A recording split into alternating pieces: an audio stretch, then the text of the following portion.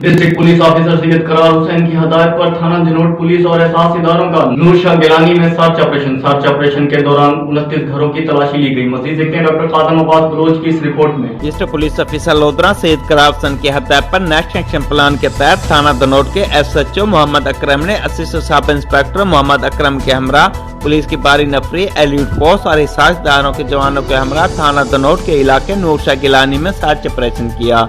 Search operation दौरान 29 घरों की तलाशी ली गई। तलाशी के दौरान शौकत और जहूर के घरों से 12 बोर बंदूक, पिस्टल, 30 बोर, गोलियां और कारतूस भी बरामद हुए। पुलिस ने मुलजमान के खिलाफ मुकदमा दर्ज करके मजीद कानूनी कार्रवाई का आगाज कर दिया है। सर्च ऑपरेशन दौरान 32 मशकूक अफराद की शनाख्ती कार्ड के जरिए से बायोमेट्रिक तस्दीक की गई और इनकी गाड़ियों के रजिस्ट्रेशन की तस्दीक भी की गई। सर्च ऑपरेशन दौरान फौज शेड्यूल में शामिल शख्स को भी चेक किया गया।